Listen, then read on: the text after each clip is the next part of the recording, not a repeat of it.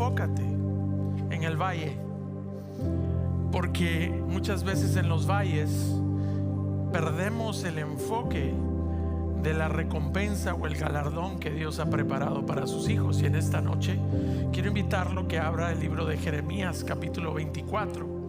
Cuando usted y yo leemos ese capítulo es algo maravilloso. ¿Por qué? Porque el profeta Jeremías recibe una visión y Dios le habla al pueblo a través del profeta Jeremías y les dice: he visto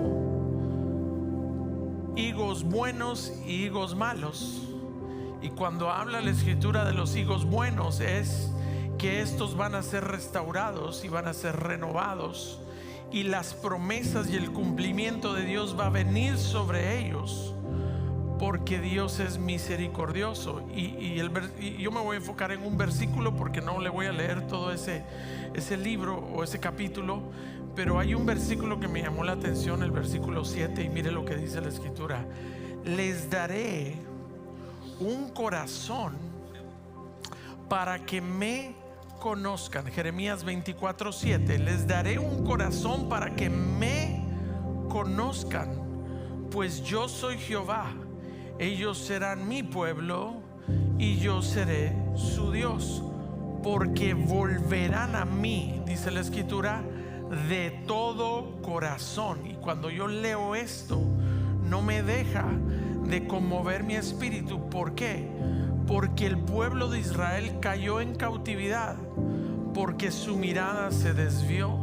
Y no solo se desvió su mirada, sino que su caminar también. Y terminaron en la esclavitud. Y no solo terminaron en esclavitud, sino que pasaron un tiempo en el cual fueron procesados duramente. Pero el Señor es tan fiel que aún en medio del valle, aún en medio de la circunstancia que estaba atravesando su pueblo, les dio una promesa.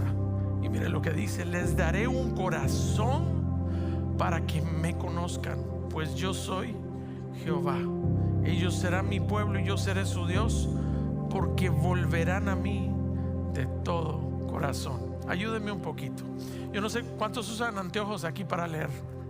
Levante su mano. No se preocupe, yo también. Lo que pasa es que usted no me ve usando anteojos porque mi letra es de este tamaño aquí en el iPad, ¿verdad? Pero cuando la letra pequeña en la Biblia, sí, como que.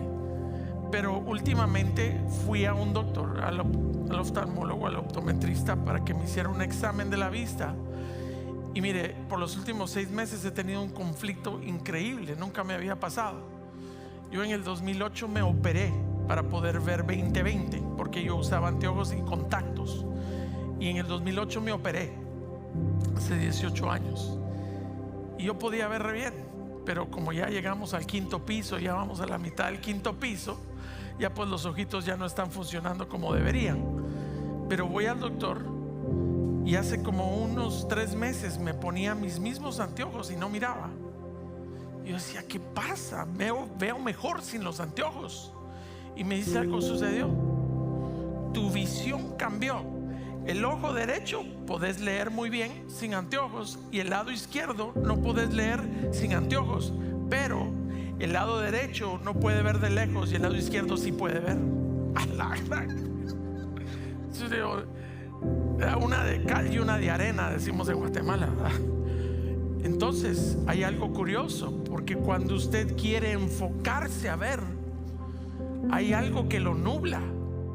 Y mire, muchas veces en el caminar de nosotros como hijos de Dios, tal vez el enemigo va a tratar muchas veces de hacerte caer, de matarte, de destruirte por completo. Pero cuando no lo puede hacer, nos va a tratar de desenfocar y traer distracciones en el camino para que nuestra mirada se vea a otro lado.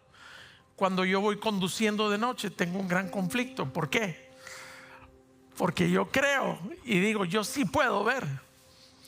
Pero cuando vienen otros distractores, otros automóviles o algo así, pues me cuesta enfocarme. ¿Por qué? Porque hay algo que está nublando mi vista. Y como hijos de Dios, usted y yo entendemos que la Escritura nos enseña que en los tiempos en los cuales usted y yo vivimos, nos toca poner la mirada en el lugar correcto. Cuando usted se hace un examen de la vista, él me dice, mira a la luz roja que sale en la maquinita, ¿verdad? Y si uno no voltea o uno mueve la mirada, le dice, no, enfócate. Y eso es lo que quiero hoy transmitirle a usted. ¿Por qué? Porque si la Biblia dice que nos va a dar un corazón para que le conozcamos a Él y lo conozcamos en la plenitud de quién es Él, y Él va a ser nuestro Dios y nosotros vamos a ser su pueblo, ¿por qué? En el valle lo primero que hacemos es, número uno, o ver atrás o ver a los lados tratando de buscar una dirección, cuando Él me dijo que Él es mi Padre, Él es mi Dios y yo soy su pueblo. Cuando un atleta comienza la competencia, no solo se trata de tener fuerza o de tener el talento para perseverar, sino de mantener la mirada en el lugar correcto para llegar al lugar donde tiene que terminar la carrera. Amén. Y hoy siento en mi corazón y en mi espíritu que habemos muchos que tal vez en los momentos del valle nuestra mirada ya no está en el galardón o la recompensa, sino muchas veces en la circunstancia que te rodea. Y puede ser que el mismo enemigo nos está tirando distractores para que nuestra mirada ya no esté en la recompensa o en el galardón perfecto que es Cristo Jesús. Amén. Cierre sus ojos y oramos por esta palabra. Padre de misericordia, Señor, hoy vengo a ti a darte las gracias y a pedirte, mi Dios, que hables a nuestra vida y a nuestro corazón, porque hay momentos en los que hemos quitado la mirada de la meta, de la recompensa o del galardón perfecto que eres tú. Hoy queremos perseverar con la mirada en el lugar correcto. Y si por alguna razón en el valle nuestra mirada se ha desviado o a la izquierda o a la derecha o atrás, que hoy sea, Señor, un recordatorio que tú nos amas y que quieres que tus hijos mantengamos la mirada en el galardón que eres tú. En el nombre poderoso de tu Hijo amado te pido que uses mi boca para transmitir un mensaje claro y conciso, y que tu palabra, la semilla incorruptible, Señor, caiga en buena tierra y dé fruto al 100%. En el nombre poderoso de Jesús, casa de Dios dice amén, amén y amén. Dele un fuerte aplauso al Señor. Puede tomar su lugar. Cuando corremos o vemos una carrera de ciclismo, de atletismo, de maratón, no solo basta la fuerza, el talento, sino no perder la meta, porque si uno agarra el camino equivocado puede terminar perdiendo toda la competencia, ¿sí o no?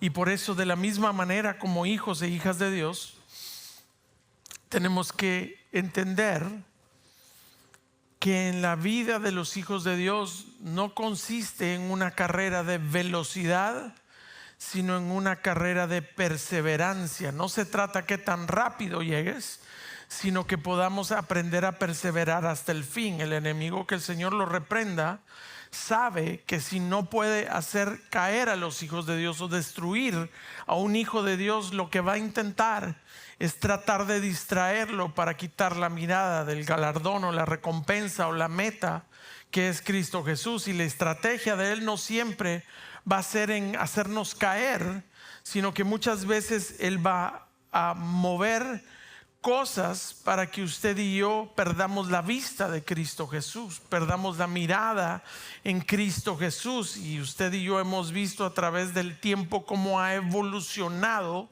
donde nuestras vidas ahora están repletas de distracciones, el afán, el trabajo, el éxito, las redes sociales, los problemas familiares, la ansiedad de qué vendrá del futuro, la incertidumbre, las preocupaciones diarias. y pueden todas esas distracciones nacer de un desvío que no viene del propósito de Dios. Y por eso en esta noche leímos ese capítulo 24 versículo 7. ¿Por qué? Porque nos recuerda que Dios quiere darnos a usted y a mí siempre un corazón que le conozca a Él verdaderamente por quien es Él. Cuando conocemos a Dios, nuestra mirada, hermano amado, no cambia. Cuando no lo conocemos a Él, ya dejamos de vivir para las cosas temporales, y nuestro anhelo debería de ser enfocarnos en las recompensas eternas y perduraderas, no el placer temporal. Amén.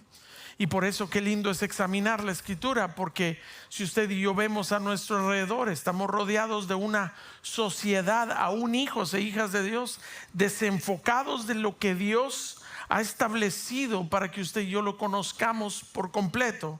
En aquellos días, dice Jueces capítulo 21 versículo 25, usted sabe lo que sucedía en el libro de Jueces. La Biblia dice que no habían reyes en el tiempo de los jueces. Quiere decir que había un desenfreno, y no solo había desenfreno, sino que el pueblo de Dios tenía la tendencia de recibir las bendiciones de Dios, de ver los milagros de Dios, de ver las proezas de Dios, y al poco tiempo se terminaba desviando. Y mire lo que dice, por favor, el capítulo 21 versículo 25 describe perfectamente lo que usted y yo estamos viendo hoy: una sociedad desenfocada. En aquellos días no había rey en Israel, y cada uno hacía lo que le parecía recto ante sus propios ojos. Y hoy, amado hermano, tal vez no hay un rey físico, pero el Rey de Reyes y Señor de Señores debería de gobernar nuestro corazón y nuestro diario vivir para Él y honrarlo en cada decisión y en cada momento de nuestra vida. Porque en aquellos días el pueblo de Israel hacía conforme lo que le parecía bien. Yo en una ocasión escuché a alguien que me dijo: mire, pastor, yo soy bendecido. ¿Por qué? Porque todo lo que le he pedido a Dios me lo ha dado. Y yo me puse a pensar dentro de mí: ¿y qué va a pasar el día que no te lo dé? Ya no vas a estar bendecido.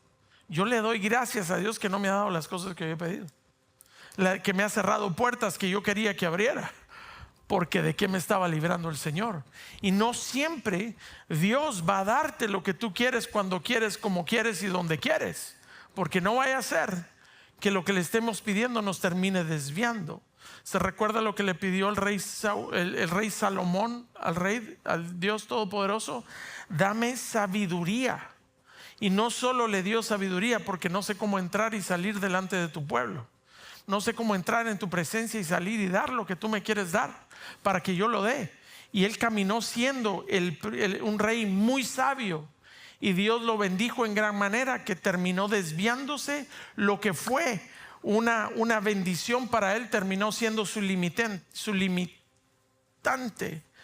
para tropezar y hacerlo caer, porque tenía tanta abundancia que este hombre empezó a vivir por lo temporal y agradar a lo temporal, y no al Dios eterno que lo había bendecido. Entonces, no sé si me estoy dando a explicar, pero en aquellos días, dice, no había rey en Israel. La pregunta para usted y para mí es: ¿cómo vives tu vida? ¿Quién gobierna tus decisiones? ¿Habrá rey en tu vida y en tu corazón hoy? Porque muchas veces vivimos como agentes independientes, que solo cuando hay emergencia buscamos al rey. Muchas veces caminamos como independientes y decimos que amamos al Rey de Reyes y Señor de Señores. ¿Se recuerda lo que el Señor le dijo a sus discípulos?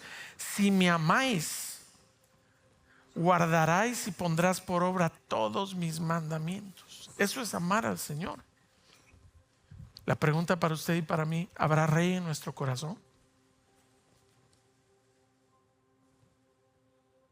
Voltéese al que tiene al lado y dígale: sospecho que el que está ahí arriba está hablando de ti.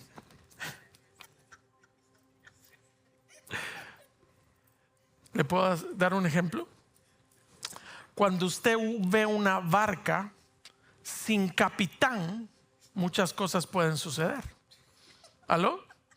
Cuando usted ve una barca sin capitán, esa barca va a terminar a la deriva, ¿sí o no? ¿Por qué? Porque no hay nadie que lleve el control. Puede ser llevada por cualquier viento. Puede chocar contra las rocas. Puede hundirse porque no hay capitán. Y algo sí es segurísimo. Lo único seguro de una barca sin un capitán, eso está segurísimo, es que nunca va a llegar a su destino. Pregunta para usted: ¿tiene rey en su corazón? ¿Quién es el capitán de su barca? No me va a decir como el sticker que tienen en los carros, que una vez Jesús es mi copiloto. Quede al pelo, pues. El piloto usted lo lleva a donde usted quiera, Jesús. No, él no tiene que ser el copiloto, él es el piloto. Y muchas veces, escúcheme bien, declaramos que hay un rey, pero no de nuestro corazón. Y algo sí es seguro, que muchas familias hoy viven como una barca sin capitán. ¿Por qué, pastor? Porque cada quien hace su voluntad. Cada quien sigue su propio camino. Y Cristo deja de ser el centro del hogar. Pastor, usted vino mero bravo hoy. No, eso dice la Biblia, que muchas veces hemos querido avanzar, pero no puede avanzar nadie ni arar la tierra que pone la mano en el arado viendo hacia dónde, hacia atrás. Y muchas veces anhelamos y añoramos lo que dejamos atrás, porque el verdadero Rey de Reyes y Señor de Señores no gobierna nuestro corazón. Filipenses capítulo 3, usted lo sabe de memoria. O capítulo 3, versículo 13 al 14, se lo parafraseo mejor. Olvidando ciertamente lo que queda atrás, me extiendo y prosigo a la meta, al premio, al supremo llamamiento de Dios en Cristo Jesús. No te pierdas el enfoque. Pongamos la mirada en el lugar correcto. ¿Usted ha visto las Olimpiadas acá? ¿Alguna vez? No es pecado, no se preocupe. ¿Sí? Ayúdame pues. ¿Usted cree que los que tiran al blanco, que hasta tienen que apachar un ojo para enfocarse bien, si ellos no vieran a dónde van a tirar, le van a pegar al blanco? No. Y muchas veces nuestra mirada está en el lugar equivocado, queriendo agradar a Dios. No le vamos a pegar al blanco si nuestra mirada está en otro lado. Estos son ejemplos prácticos. Por eso voltéese a la persona que tiene a su lado y dígale: punto número 1, mirar a Jesús es el secreto de la perseverancia. Aquí no hay secret sauce. Aquí no es que yo he probado y yo no sé cómo Dios los escucha a ustedes, es que ustedes están cerquita de Dios. No, hombre, ¿dónde está tu mirada? Mirar a Jesús es el secreto de la perseverancia. Hebreos capítulo 12, usted lo ha leído, se lo vuelvo a leer. No sé dónde está tu mirada hoy, pero si no estás avanzando, es que tu mirada no está en el lugar correcto. 12 versículo 1, mire lo que dice: por tanto, puesto que tenemos en derredor nuestro tan gran nube de testigos, despojémonos también de todo peso del pecado que tan fácilmente nos envuelve. Y, ¿qué dice ahí?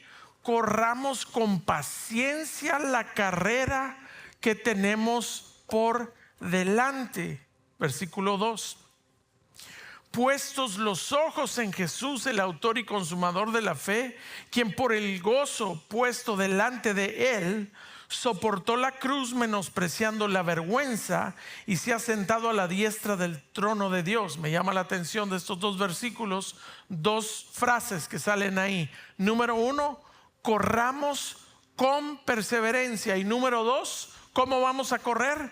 Con los ojos puestos en Jesús, en la meta. La palabra griega que habla de la perseverancia es upomone, que significa, escuche por favor, perseverancia, resistencia, constancia y perduradera bajo la presión.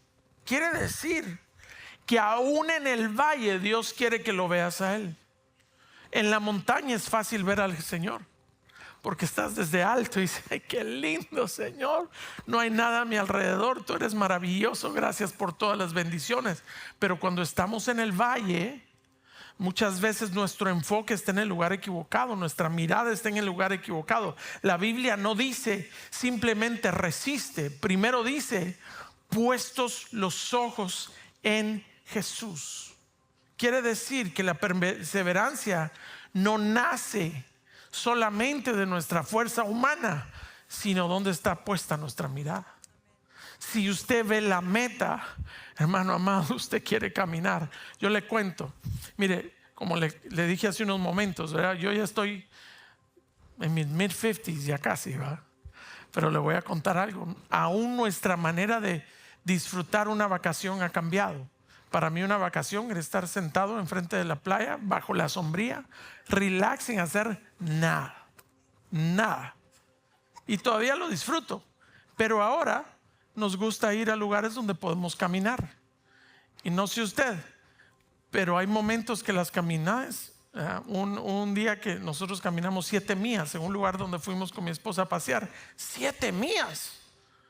Y yo le voy a ser sincero, ya como a la 4ª milla, ya como que ya duelen los pies. Le decía: no, mira, ahí está el lugar donde vamos a ir, ya vamos a llegar. Pero si usted ve el objeto, ya se le hace corta la cosa, ¿o no? ¿O soy yo el único? Tal vez usted ve la montaña desde lejos, ¿verdad? Pero si usted la está viendo, usted tiene la paz que ya sabe para dónde va. Pero si usted y yo sabemos dónde está puesta nuestra mirada, ¿no cree que este versículo haría un poquito más de sentido? Porque la perseverancia, mire lo que dice, se lo leo otra vez, sé que usted lo sabe de memoria. Dice: y corramos con paciencia la carrera que tenemos por delante, puestos los ojos en Jesús. Qué lindo. ¿Por qué? Porque la Biblia no solo dice resiste, sino dice pon los ojos en Jesús. Mientras que usted y yo estamos enfocados en ver al Señor, vamos a encontrar esperanza, dirección y fortaleza. Mire, como ministro del Señor le voy a decir algo. A mí me gustan las bodas. Los funerales me cuesta. Ir a un hospital con gente enferma me cuesta, porque mis ojos se enfocan tanto en la necesidad que muchas veces se me olvida la esperanza que tenemos que dar en Cristo Jesús. Pero si usted y yo ponemos la mirada, yo he estado en funerales que verdaderamente en el mundo es una tragedia. He visto personas que hasta se tiran encima del féretro a llorar trágicamente y todo, y es normal, todos somos humanos. Y la Biblia dice que Abraham lloró a su esposa, o sea, que no se sienta mal, porque yo he ido a funerales y dicen: no llores, sé fuerte. No, yo voy a llorar, porque es así como cada quien procesa su luto, y no hay nada de malo, no tiene que ser fuerte. Es tiempo de llorar, es tiempo de llorar. Eclesiastés dice que hay tiempo de reír y hay tiempo de llorar, hay tiempo de edificar y hay tiempo de deshacer, hay tiempo de esperar, hay tiempo de caminar. Quiere decir, no tiene nada de malo llorar, pero a lo que yo voy es que aún en el dolor, aún en la tragedia, con Cristo Jesús, con la mirada puesta en Él, hay esperanza y hay paz. Yo he ido a funerales, mire, fui a uno que se fue al extremo para mí. Yo dije: ¿qué está pasando aquí? Fuimos a un funeral de un hermano muy querido que lo conocimos muchos años atrás, se llamaba Benji, y fuimos hasta Virginia a un funeral. Hasta remolineando estaban en el funeral, en un servicio de acción de gracias, y el féretro estaba yo ahí hasta preocupado. Dije: lo van a tumbar los hermanitos de tanto danzar. Y la esposa gozosa y dice: esto era lo que él quería, que celebráramos su vida, porque él no terminó su carrera acá. Él se está gozando delante de la presencia del Señor, está reposando, y él alcanzó y llegó a la meta que Dios lo llamó. Yo dije: Dios mío. Y yo venía triste, salí, Dios mío. Pero le voy a decir algo: en Cristo aún el momento de luto es diferente. Cuando nuestra mirada está en el Señor, hay esperanza, hay dirección y hay fortaleza. Nuestra visión de vida siempre tiene que estar enfocada en el lugar correcto. Le doy ejemplos porque usted ya se me quedó viendo así como que será pastor. Platiquemos un poquito. Usted lo puede leer en casa. El Evangelio según Mateo, capítulo 14. Hay una historia que ya se la sabe, hemos hablado un montón de ella. Pero hay algo que me llamaba la atención, porque nunca cambiaron las cosas. Y mire, usted sabe la historia de Pedro cuando caminó sobre las aguas, ¿sí o no? Unos predican y dicen: Pedro, falta de fe, se empezó a hundir, que aquí, que allá. Yo no sé usted, pero yo no me hubiera mojado los pies, yo no hubiera salido de la barca. Señor, si eres tú, dime que camine sobre el agua. Mis respetos para ese hombre. Yo no me mojo los pies para caminar algo que nunca nadie había hecho. Y todos criticamos a Pedro: sí, se empezó a hundir. Mis respetos, porque tuvo la fe de que si el Señor lo llamaba, él iba a caminar sobre el agua. Eso, hermano, increíble. Pero le voy a contar algo. Pedro hizo algo imposible mientras tuvo los ojos puestos en el Señor. Caminó sobre el agua, hermano. La ley de gravedad y las leyes físicas en mi mente no caben, porque aún la matemática del Señor es diferente. 2 más 5 alimenta 5,000. 2 panes, 5 peces alimentó a una multitud de 5,000. Esa es la matemática del Señor. Y uno abogado porque nuestros números en la chequera no cuadran. No le estoy diciendo que sea irresponsable, al contrario, haga bien sus cuentas, ¿verdad? Pero no te aflijas, porque mientras él miraba al Señor, dice la Biblia, no lo digo yo, él caminó sobre el agua, ¿sí o no? Pero cuando desvió la mirada, el viento y las olas, cuando empezó a desviar su mirada a ver el viento y las olas, la Biblia dice que él comenzó a ¿qué? ¿Comenzó a qué? Y el mayor milagro fue que se hundió lentamente. Y las circunstancias, y uno, pues esto es elemental, ¿verdad? Sí, Pedro se quitó la mirada del Señor y por eso se fue. Pero no perdamos el enfoque de lo que el Señor quería enseñarnos ahí. ¿Por qué? Porque dice que el momento que quitó la mirada del Señor, se empezó a hundir. Y mire qué curioso, porque no sé si usted lo había pensado o no, pero el viento nunca cesó. Las olas tampoco cesaron. Quiere decir, las circunstancias nunca cambiaron. El mar seguía igual de bravo, ¿sí o no? El viento seguía soplando. Lo único que cambió fue donde Pedro tenía la mirada. Eso fue lo único que cambió, porque la tempestad no había parado. Ahora me dice usted, ¿es importante poner la mirada en el Señor, sí o no? Porque lo único que cambió fue donde Pedro puso sus ojos. Y así sucede muchas veces con nosotros. Cuando miramos nuestros problemas, nos hundimos. ¿Aló? Cuando miramos a Cristo, caminamos sobre aquello que parecía imposible. Pues no sé cómo, pero el Señor tiene cuidado de mí y vamos para adelante. Amén. Dele ese fuerte aplauso al Señor. Gloria a Dios. Y la Biblia dice que el Señor Jesús lo levantó inmediatamente, extendió su mano y lo levantó. Eso demuestra que aún cuando perdemos el enfoque, Cristo está ahí para restaurarnos y levantarnos. Qué maravillosa esperanza, hombre. Otro ejemplo. ¿Aló? David enfrente de Goliat, usted ya sabe la historia. Todo Israel veía un gigante. David no veía un gigante, sino que veía un Dios mucho más grande que el gigante. ¿Dónde estaba su mirada? Ayúdeme. ¿En el gigante o en Dios? En Dios. Los soldados calcularon el tamaño del enemigo. Los soldados calcularon el tamaño de las armas del enemigo, pero David se recordó de las victorias que su Dios le había dado entre el oso y el león. Ayúdeme. ¿Dónde tenía la mirada Pedro? En Cristo. Y el momento que se desvió, se empezó a hundir. El pueblo de Israel puso la mirada en el gigante, pero había un hombre que puso su mirada en Dios. Y los soldados vieron las armas del enemigo, Pero David se recordó de sus victorias que Dios le había dado. Y el resultado, querido hermano, es evidente. Su mirada estaba puesta en Dios y por eso obtuvo la victoria. ¿Cuántas veces te has hundido en la derrota? Y ya que te llegó el agua a la nariz, Señor, cuando eso tendría que haber sido nuestra primera llamada, ¿verdad? Estoy hablando a gente aquí ajena a batallas. No. Muchas veces vivimos hoy con nuestra mirada solamente en las noticias. ¿Ya oíste lo que pasó?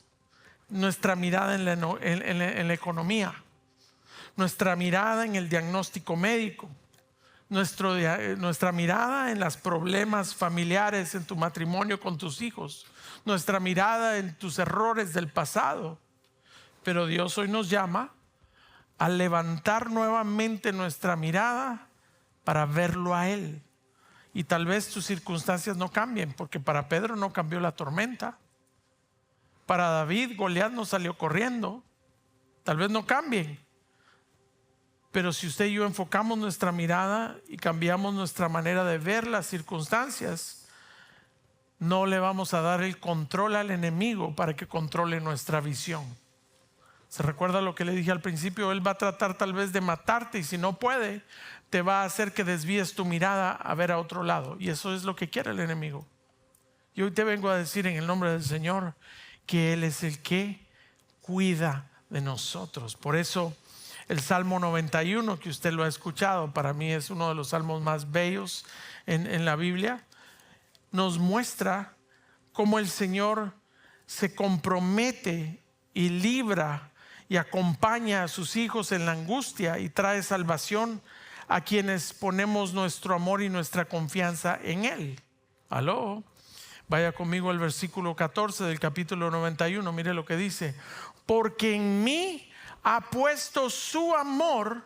Está hablando del salmista, que ha puesto su amor en Él. Yo entonces lo libraré, lo exaltaré, porque ha conocido mi nombre. Me invocará, dice el versículo 15 hasta el 16, voy a leer. Me invocará y le responderé. Yo estaré con él en la angustia, lo rescataré y lo honraré. Lo saciaré de larga vida y le haré ver mi salvación. Qué lindo es el Señor. Dígale a su vecino: el secreto de la perseverancia es mirar al Señor Jesús. Es mirar a Jesús. Es el secreto para poder perseverar. Punto número 2. Voltéese a la persona que tiene al lado y dígale: es vital creer en la recompensa de Dios. Dice: es imposible agradar a Dios si no tenemos fe. Sin fe es imposible agradar a Dios. Mejor dicho, se lo voy a parafrasear de otra manera: solamente con fe podemos agradar a Dios. Porque dice la Biblia que Él es galardonador de los que le buscan. Quiere decir, Él recompensa a los que creen en Él y lo buscan de todo corazón. Hebreos capítulo 11, versículo 24. Dígale a su vecino: es vital creer en la recompensa de Dios. Mire lo que dice aquí. Ayúdeme del 24 al 26, Hebreos 11. Hoy está leyendo, hoy sacó su Biblia. Por la fe, Moisés, cuando era ya grande, rehusó ser llamado hijo de la hija de Faraón, escogiendo antes ser maltratado con el pueblo de Dios que gozar de los placeres temporales del pecado, considerando como mayores riquezas el oprobio de Cristo que los tesoros de Egipto. Y mire lo que dice después, por favor, ayúdeme. Porque tenía la ¿qué? No le escucho, diga conmigo: porque tenía la puesta en la recompensa. Es vital creer en la recompensa, en el galardón. Si tú y yo vamos a caminar, querido hermano, con la mirada en otro lado, nuestra fe va a menguar. Mire lo que dice, por favor: porque tenía la mirada puesta en la recompensa. Le quiero contar una cosa. Si usted no se recuerda de la historia de Moisés, Moisés tomó una de las decisiones más difíciles de la Biblia. ¿Por qué, pastor? Número uno, él renunció a vivir al palacio, al palacio donde él fue criado. Les recuerdo que este neneco creció con todos los lujos habidos y por haber. El ejército y el imperio más poderoso de todo el mundo, ahí creció él. Es como que hubiera crecido en la Casa Blanca, pues. No porque sea esto un gran lujo, no, pero pues para vivir en el desierto o haciendo ladrillos, estaba viviendo en el palacio. Estaba viviendo en un lugar, hermano, de poder. Y número uno, renuncia al palacio. Número dos, renuncia al poder. Número tres, renuncia a la riqueza. Número cuatro, renuncia al prestigio. Número cinco, renuncia a la comodidad. Yo no sé usted si se había puesto a pensar en eso. Pero Moisés estaba bien parado. 40 años de edad tenía. Y él creció en un lugar donde había seguridad, entre comillas. ¿Aló? ¿Por qué? Porque él estaba convencido que al renunciar de todo eso, todo lo que Dios había preparado para él, era infinitamente mejor. Y qué maravilloso es entender que cuando Dios nos habla en la Biblia de la palabra galardón, la palabra galardón significa 4 cosas. ¿Está listo? Número 1 significa recompensa. Número 2 significa salario. Número 3, premio. Número 4, compensación. Un galardón es algo dado a usted que no se merecía. Es algo dado a usted sin que usted haya pagado por él. Y por eso yo siempre le he dicho, aprendamos a vivir bajo la ley de la recompensa y no la ley de la compensación. Porque cuando usted vive bajo la ley de la compensación, usted y yo empezamos a creer que tenemos derechos. Bueno, Señor, yo perdoné a aquel, entonces ahora tú tienes que perdonarme y bendecirme. Perdón. Usted no le demanda a Dios. Pero si usted y yo vivimos bajo la ley de la recompensa, nunca vamos a creer que nos merecemos lo que es dado por gracia, por el sacrificio de su Hijo Cristo Jesús, que Él sí pagó para que usted y yo recibiéramos misericordia y salvación y vida eterna. Wow. Esa es verdaderamente recompensa, no porque la merecíamos, sino que lo hizo por amor a usted y por amor a mí. Qué lindo es vivir bajo la ley de la recompensa. Y por eso las decisiones que usted y yo tomemos hoy van a mostrar lo que verdaderamente valoramos. Abraham, Dios le habló y le dijo: hoy tienes que dejar todo atrás, Ur de los Caldeos, lo que él conocía, su comfort level. Y le dijo: ahora te vas a ir a otro lugar donde yo te voy a decir. Yo no sé usted, pero Abraham dice que Ur de los Caldeos era una ciudad próspera. Y deja todo sin saber hacia dónde iba.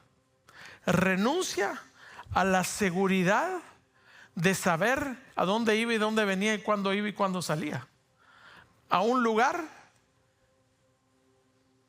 donde Dios le dijo que le iba a decir a dónde. Yo no sé usted, pero humanamente, ¿a dónde vas? Pues no sé. ¿Y cómo le vas a hacer? Menos. Pero yo sé que Dios me habló. Dios me está llevando. Porque de él iba a ser una multitud de generaciones, y por eso se le llamó amigo de Dios, porque él tuvo fe para creerle. Y qué lindo es poder entender que cuando usted y yo caminamos en fe, en obediencia, dice que renunció a la seguridad. Y humanamente, tal vez para todos los que lo miraban, decía: estás perdiendo todo. Pero espiritualmente hasta fue llamado amigo de Dios, porque él creyó a Dios. No es creer en Dios, sino creerle a Dios. Espiritualmente se volvió un padre de multitudes. Y qué lindo es poder llegar delante de él y decirle: Señor, yo te creí y yo siempre puse mi mirada en ti, y por eso estoy donde estoy. Y Dios recompensó su corazón, porque terminó siendo llamado el padre de la fe. Wow. El padre de la fe, llamando a las cosas que no son como si fueran. nunca perdió por vivir bajo obediencia. Y tal vez comprometemos muchas veces porque no hace sentido la obediencia a Dios. Y Él te dice: solo aprende a confiar en mí y obedece, y tu recompensa está preparada. Y no solo una vez, a través de toda su vida Dios recompensó la obediencia, y por eso le llamaron amigo de Dios, el Padre de la fe. ¡Wow! Me ayudan los hermanos de la alabanza. Otro ejemplo: había una mujer que pasó una tragedia.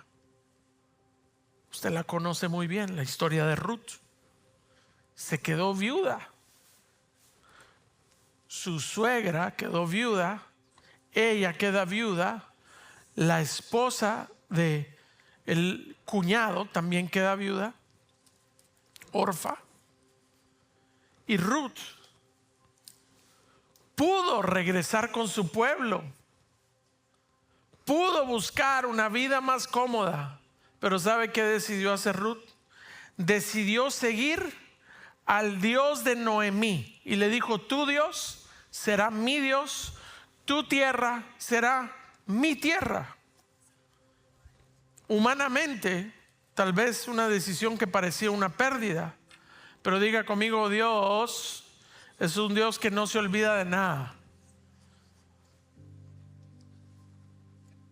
Porque el Dios Todopoderoso la recompensó a ella por caminar en fe. Noemí, no entiendo la desgracia que estamos pasando. No sé cómo atravesar este valle, pero algo yo sí sé: que tu Dios será mi Dios, y tu pueblo será mi pueblo, y tu tierra será mi tierra. ¿Sabe qué hizo Dios por ella? Porque aún en el valle puso su mirada en el Dios Todopoderoso, la recompensó para estar en el linaje del Mesías. De Ruth nació Obed, y Obed nació Isaí, Isaí nació David. Y el linaje del Mesías viene a través de una mujer moabita que aún en el valle decidió poner la mirada en el Dios Todopoderoso. Y Dios recompensa su fe. ¿Le doy otro? ¿Le doy otro? Pues aunque no me lo pida, se lo voy a dar. Lo que parecía siendo un sacrificio para Ruth terminó siendo un galardón preparado por Dios. Jonás capítulo 2 versículo 7: cuando en mí fallecía mi alma, del Señor me acordé, y mi oración llegó hasta ti, hasta tu santo templo. Los que confían en vanos ídolos su propia misericordia abandonan, mas yo con voz de acción de gracias te ofreceré sacrificios, lo que prometí pagaré, la salvación es del Señor. Entonces, versículo 10, el Señor dio orden al pez, y este vomitó a Jonás en tierra firme. Cuando mi alma desfallecía, del Señor me acordé, y mi oración llegó hasta ti, hasta tu santo templo. Cuando él se acordó del Señor y regresó su mirada al lugar correcto, entonces el Señor dio orden al pez, y este vomitó a Jonás en tierra firme. Diga conmigo: Jonás perdió el enfoque. Dios le dijo: ve para allá. Él dijo: no, para allá no voy. Yo voy para allá, Señor. Mira, allá no, allá voy. Puso su mirada en el lugar equivocado. Hello. corrió completamente al lado contrario que Dios le dijo que fuera. Y la consecuencia, usted sabe muy bien, una tormenta, un naufragio, y terminó dentro del vientre de un pez. Cuando tocó fondo, volvió a mirar al Señor. Cuando mi alma desfallecía, me acordé de ti. Cuando desfallecía mi alma, del Señor me acordé. Diga conmigo, regresó su mirada al Señor. Y el momento de volver la mirada al Señor fue cuando comenzó su restauración. Hoy, Dios nunca cambió tu propósito, pero el valle te hizo muchas veces desenfocarte de tal manera que ya no estás viendo al Señor, sino que solo ves tu circunstancia. Pero como Jonás, el Señor nos recuerda hoy que tenemos que volver nuestra mirada al Señor. Porque cuando tu alma desfallezca, ahí está el Señor esperando que regresemos la mirada a Él. Ponte de pie, casa de Dios. Oh, bendito Señor. Gracias por tu fidelidad. Gracias por tu amor.